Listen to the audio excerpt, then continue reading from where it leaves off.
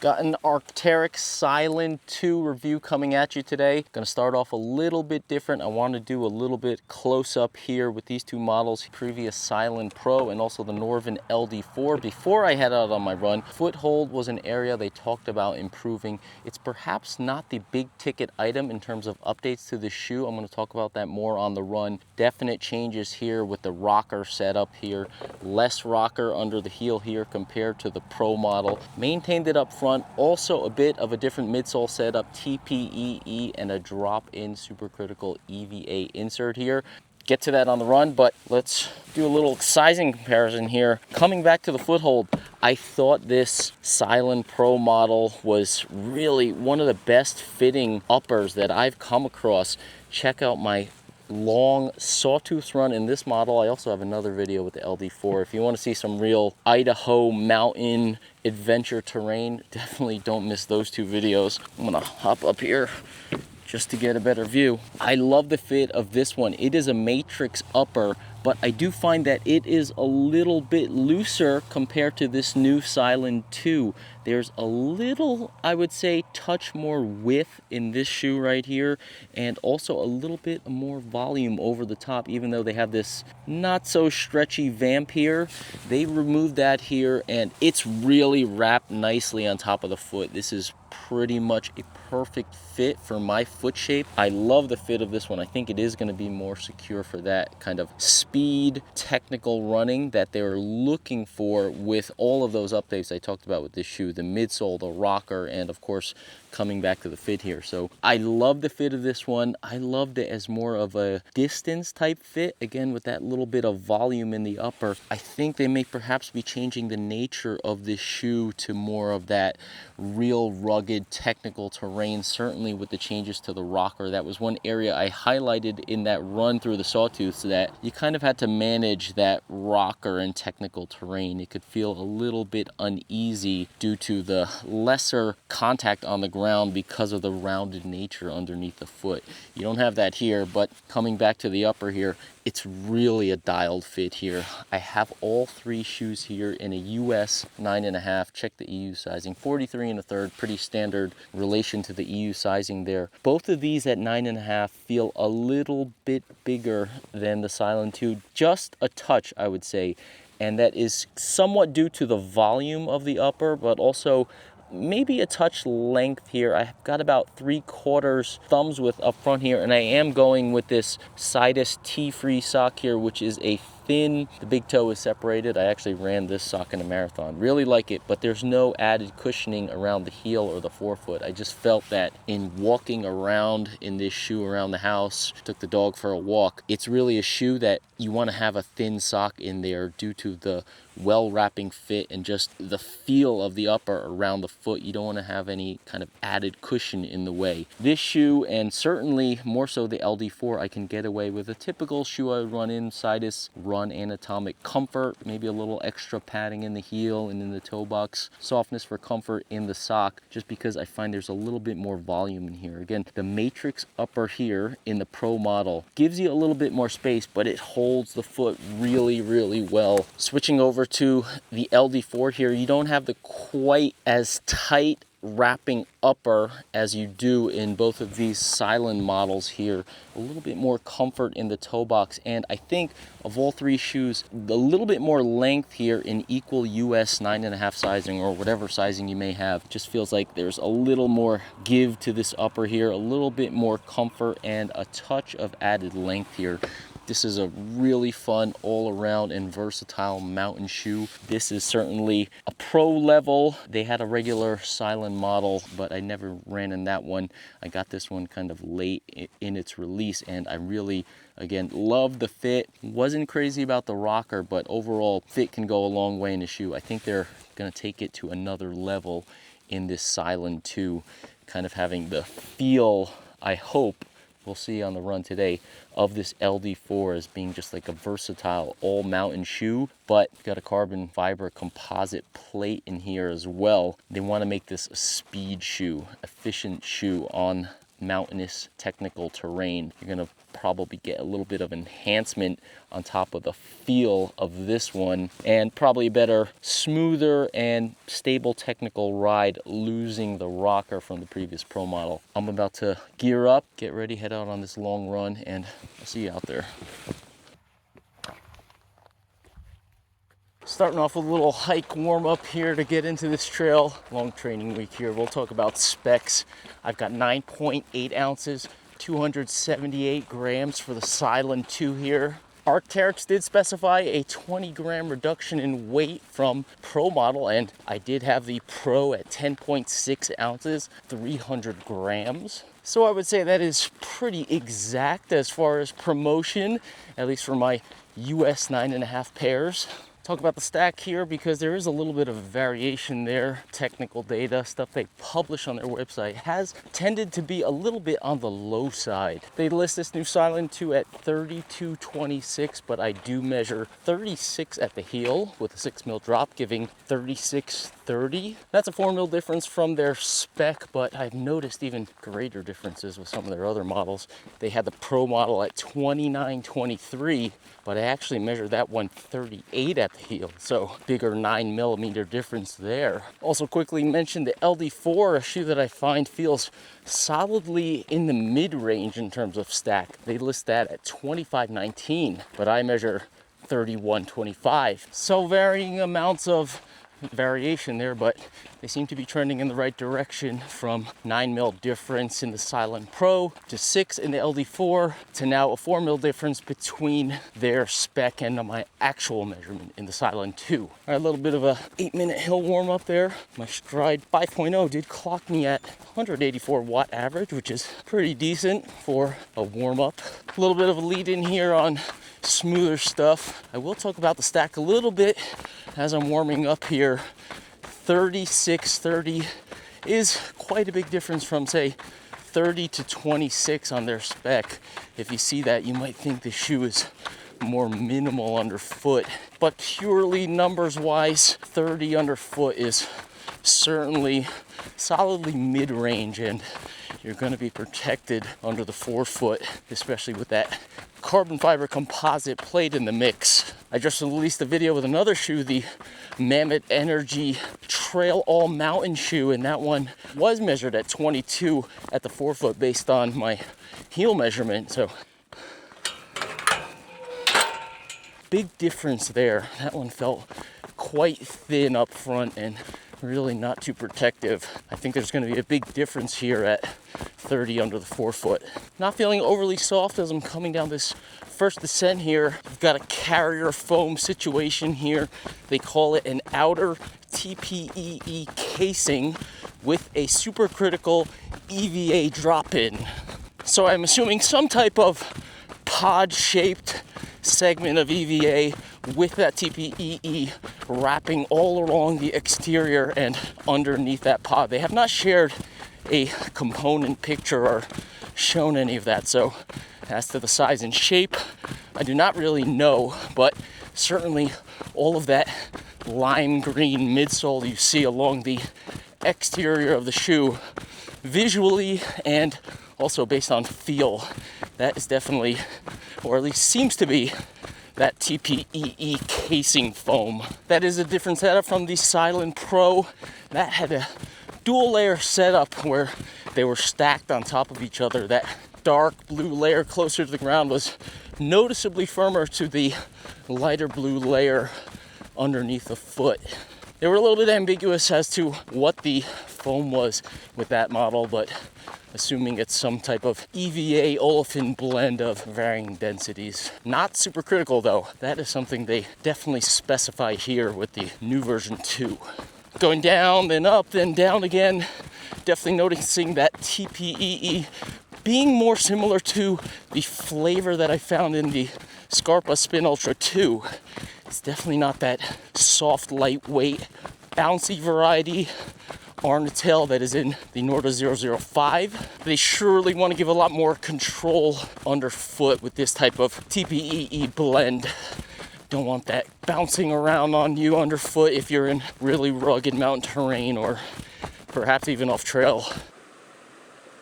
Carbon fiber composite plate, definitely a new element here for Arc'teryx. Slyan Pro had that big rocker both up front and notably under the heel. No plate in that model, but it definitely had a stiffness to it, a stiffness especially to that rocker that really wasn't a lot of flex underfoot in that shoe. You really had to more or less work with the rocker. The shape of the plate is in a wishbone, so think sort of like a Y, big fork up front under the forefoot and joining in the middle and extending in a single prong towards the heel. They were very specific about mentioning the shape of that plate because, again, they want to add propulsion to this model. They want to add speed and efficiency, but as a mountain-oriented brand, they do not want to lose that stability. So they're talking about fork up front, still maintaining feel under the forefoot, and again, coming back to that rocker, flattening it out a bit, which I will get into a little bit further in this run. In terms of that stability and maintaining that flexibility, under the front of the shoe, they've got a large groove lengthwise under the forefoot there. And I find that that does allow the shoe to contour a bit laterally. At least it allows the center of the shoe to kind of bulge up a little bit, absorb the ground, allow the edges of the shoe to contour down for maintaining grip. You'll often see varying amounts of segmentation and cutouts within outsoles in order to kind of maintain that flexibility with, say, a full coverage outsole or even a stiffer plate in the mix, but haven't quite seen something like this, kind of that long flex groove in there. Actually, I take that back. The Adidas Speed Ultra models actually have something similar. Underfoot, you've got Vibram, Mega Grip, Light Base. Actually, all three models that I had, the LD4 and Previous Pro model, have the same.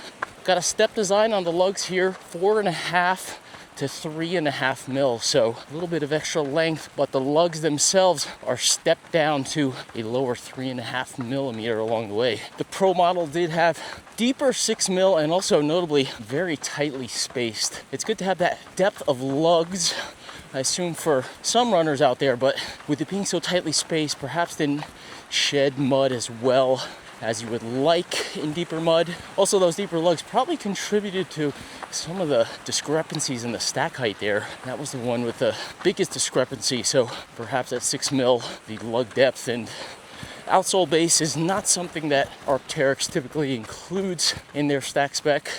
Midsole feels good underfoot. Under the forefoot, I don't feel any of that carbon fiber plate. I think the fork nature of it, shape is doing a good job to disperse any firmness that would come from a plate under the forefoot. I could also detect a little bit of extra softness from that super critical drop in, more along the middle of the foot, more so up by the ball of the foot. I'm detecting a bit of firmness coming up through the arch, middle of the foot there, likely where that plate comes together on the middle. It's slight contouring under the arch. I would say pretty comfortable, but very gradual. Not really any issues of steepness in terms of protrusions coming up under the arch. Just feels a little bit firmer under the middle compared to, I would say, under the forefoot. But it is nothing, in fact, compared to a couple of other shoes I have in for test, the ACG Ultrafly and also the Adidas Arc'teryx TT. Those have very uncomfortable arch protrusion, at least for my foot.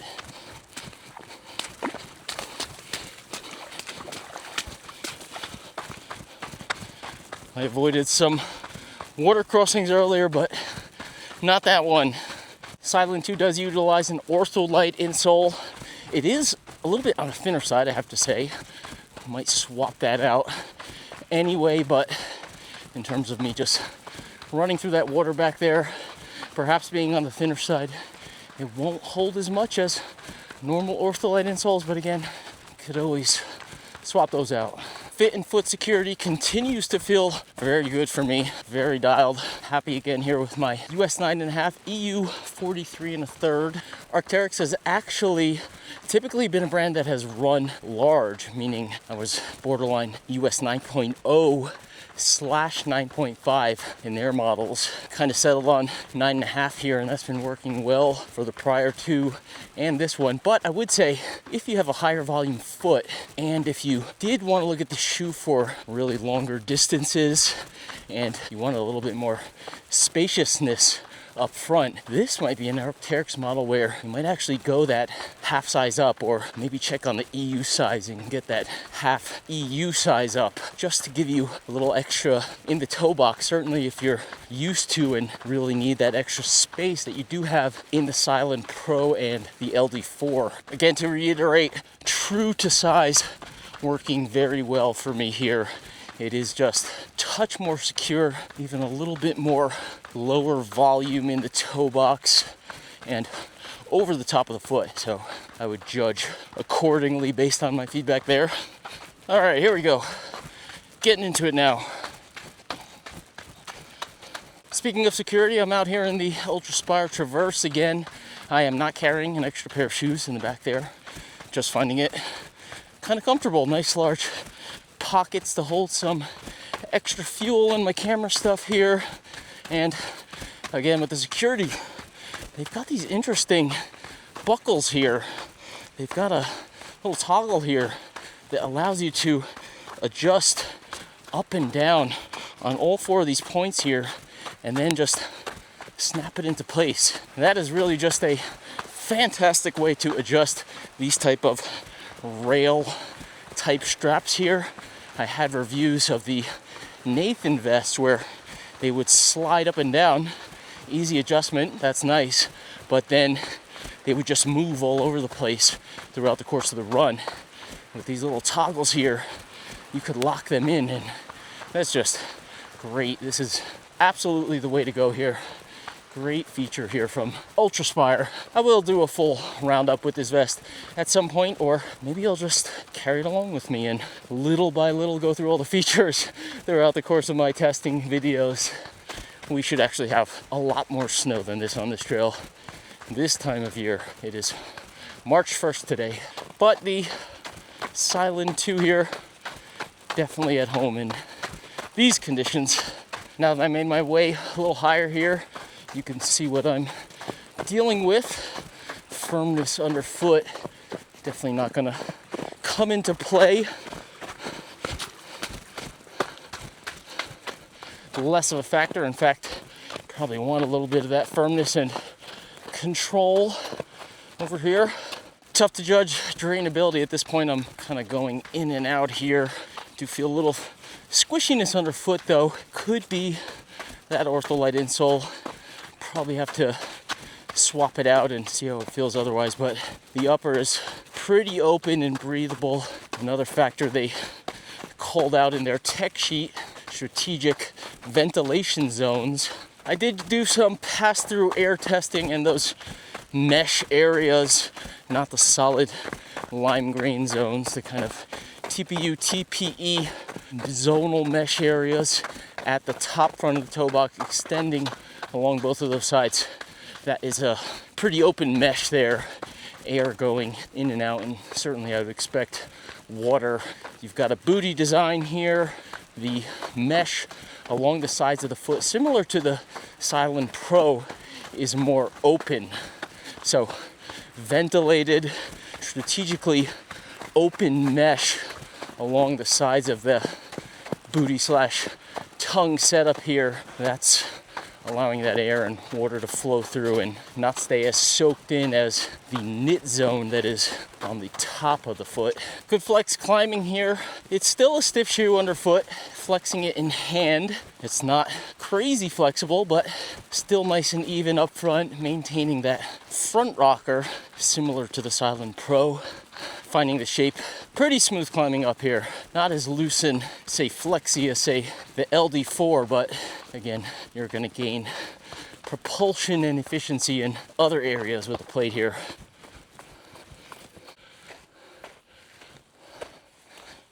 It's not all smooth desert here in Boise. We could have a touch of Pacific Northwest out here too. Definitely very soft, textured. Heading up this way is a hiking section for me at this point in the season for sure.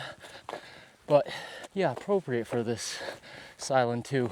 Shoes are feeling at home, I think. They did tighten up that ankle collar, something I was requesting in my Sylan Pro review. It angles back especially at the heel towards the Achilles, but it is still not quite sealed. I can see it now as I'm hiking and have more chance to look back at it. I did notice it when I tried it on. You might see as the shoe flexes, it does open up a bit. There are better well-sealed gaiters out there. Geo Pro, S-Lab Genesis, the Agile, of course Tectonics 3. So if you want to keep stuff out, you might still look to a gaiter in this shoe. It's going to do a little better here than the Pro, which was almost pretty vertical and even sticking backwards. This one's better, but it's not quite doing the job 100%.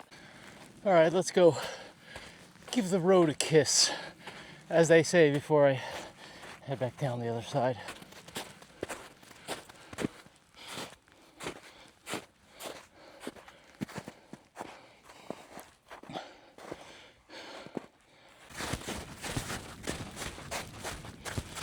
Quick look at the upper here. Love the sizing again, US 9.5. I love this little area here. You can tuck the laces in this pocket. That works great with the stride pod, which I just took off. Interesting little lacing setup. You kind of go in and out for each kind of eyelid here instead of having a single hole there. I find that's actually pretty good in that it sticks pretty well along each row and you can hold tension individually on the rows, which works really nice. It was a good thing that I did that little pre-run roundup there, because on the way over I had tied them too tight, feeling a little pressure right here on this bump in my foot on this row. So when I relaced them, I actually loosened this row up a little bit and then tightened this one down real good, and now I don't notice that pressure at all. So this kind of dual eyelet on each side setup seems to work really well here with the varied tension. Leaning forward here, you can see what's going on with the gaiter.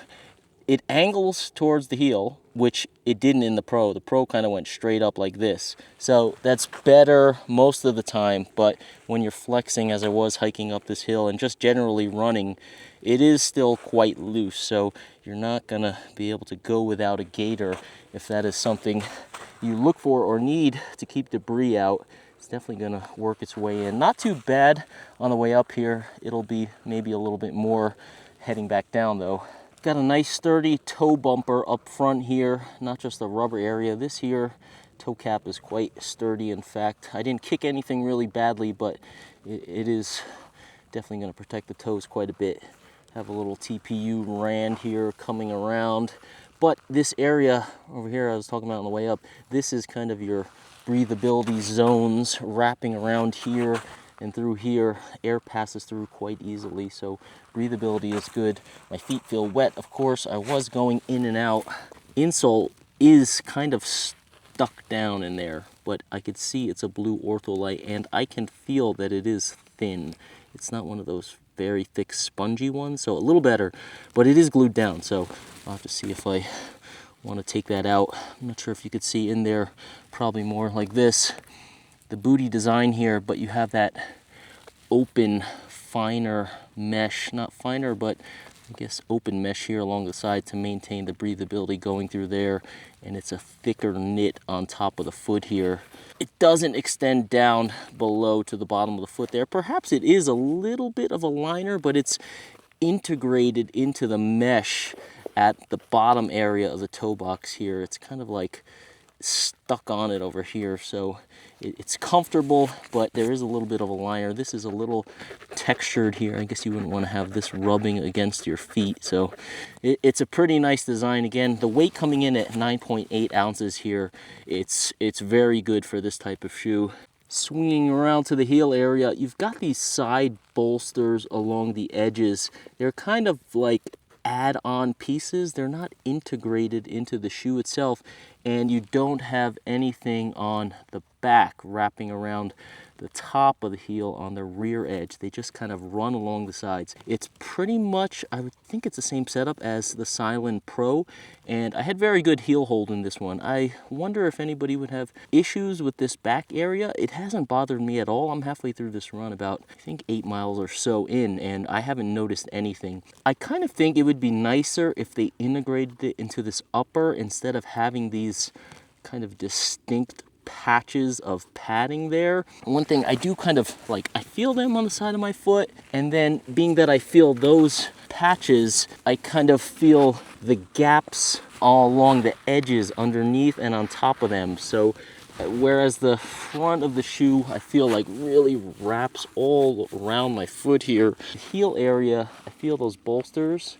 you know, running like this way and this way against, but not quite the same feel on the bottom and on the top of those bolsters. If they were like integrated into the cushioning around there, and certainly if they extended that all the way around the rear, I feel like it would have a more positive heel cup type feel around the rear of the foot. I mean, I guess that's a slight nitpick because I'm not having issues at all. It's feeling very comfortable, in fact, on this run. Again, the front fits so good, you know, at this 9.5, my foot shape, it's like glove-like all up here, but just like a slight bit of tiny space back there. I would love to have that glove-like heel cup in the same way it is up front here. Actually pop the shoe back off to look at the rocker. Maybe hard to tell on this one, but you could see it's pretty flat here. It's very close to the LD4, and I have a side-by-side picture with the Pro model. It was really rounded, like it was kind of teetery like this. This, you have that more solid base from about here to right about here, where the toe rocker is kind of the same as the Pro model. The LD4 is actually, I think, a little flatter up front. It may look similar, but it feels flatter with without the plate and with the flexibility. You know, more ground feel up at the front of the LD4. But overall, they flattened out the rocker in this shoe, especially in this area right here. Up front, about the same, kind of smooth, but you have a more like solid feel here around the middle of the shoe. I do think this is a pretty good traction slash stability slash maneuverability test so far. I have managed to stay upright, so that's a plus for sure. You may have noticed a couple of minor turns on the way down, but again, this is very varied, and with the snow and slush, I can't tell, you know, if I'm stepping on something hard underneath here at times, a rock hidden underneath, say, the snow and the slush that's kind of turn my foot a little bit, but I didn't have any bad rolls for sure. I think I had a little minor twist there, but with the feel of the shoe around my foot, I was able to notice it quite quickly, and actually my foot didn't even really twist at all. Grind of the uphill is done. Having lots of fun heading back down here. I could do without the slippery slush though, but for this time of year, I guess I can't really complain.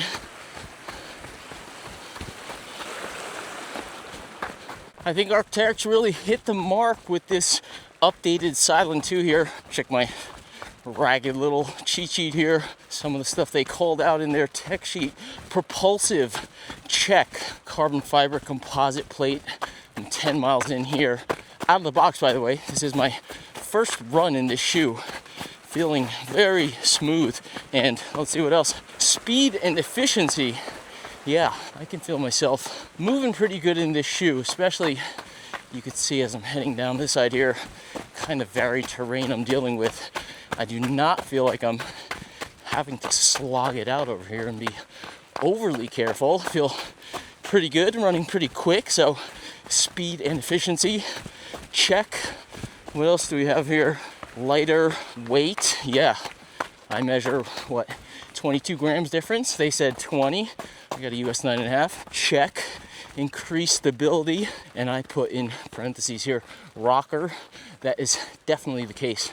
Rocker of the Sylan Pro. It's definitely something that was a little off with that shoe. It almost didn't match with Arc'teryx kind of mountain-oriented ethos. I did those reviews of the Sylan Pro and the LD4 up in the Sawtooth, and I perhaps talked about it being a good kind of 1-2 punch from the brand as far as what Arc'teryx had on offer, but the Sylan Pro definitely leaned a little bit more runnable with that rocker, despite the fact that I loved the secure fit and felt like it could be manageable in certain technical terrain. Sylan 2 here definitely fits in better as a more appropriate 1-2 punch with that LD4 model. I talked about it a little in my close-up. A little more ground feel. The stack is less with the LD4. Certainly more flexible underfoot. No plate in there. Less protective. Under the forefoot, you'll feel more of the ground than this one, but it's not as quick of a shoe. Very fun shoe in mountain terrain, dancing around. But if you want that bit of, say, added protection, like the plate is going to give you here, maybe feel a little bit quicker on the run, it's hard to beat the Sylan 2 here. And definitely, as I said, good matchup, good 1-2 punch as companion models in the lineup.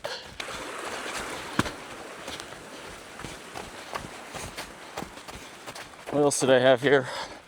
Added breathability and improved foothold. Again, this is coming from Arc'teryx directly. I like to see what they say, or at least what they put down on paper, and try to match that up with how the shoe feels. And yeah, the breathability aspect, I didn't notice too much. Again, I was up in the Sawtooths in summertime, LD4, Sylan Pro. I didn't notice like too bad breathability in those, but certainly have those open zones in this one. Not going to be an issue there. What was that other one? Ooh, foothold. Yeah, of the three, as I mentioned at the beginning of this, the most dialed fit, and perhaps if you were looking for more space, more volume, especially in the toe box, I don't think you're going to have an issue going up a half a size here and maintaining same good level of foothold here. So if it kind of feels a little tight at true to size, maybe a little snugger compared to Arc'teryx models of the past that you've run in, maybe try that half size up. I don't think it's going to be an issue at all. I think you'll have just as good and secure of a fit there. It's just like a smidge more dialed than those other two shoes. Certainly Sylan Pro and LD4 does lean more comfort there, as I stated in the beginning. You know, adjust your sizing accordingly. Thank you for tuning in once again to Humble Running. As I always say, more to come on this one. Certainly once terrain opens up, maybe I'll head up to the Sawtooths again in this model. Of course, do some comparison testing. I had high hopes for this Sylan 2 based on the Arc'teryx models that I've run in before and what was promised or specified with this shoe, and they are, at least on this first run here, checking all the boxes as far as that's concerned. Definitely see this as a top kind of rugged mountain shoe that you can pretty much take anywhere when it gets a little more rugged out there. Coming up on 12 miles here, straight out of the box, feeling smooth, feeling comfortable, no issues at all with the feet. Gotta rock out about maybe 6 or 7 miles here to cap off this training week. Let me know if you have any questions down below in the comments. As usual, which comparisons do you want to see? Big thank you to Arc'teryx for getting me this shoe ahead of release so I can get into it and give you some feedback, help you make that decision as soon as possible.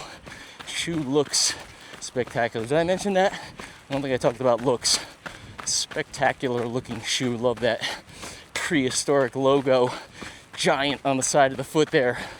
Looks great. Like and subscribe, all that good stuff. Be sure to check out www.humblerunning.com. Sign up for my newsletter. Don't miss any content.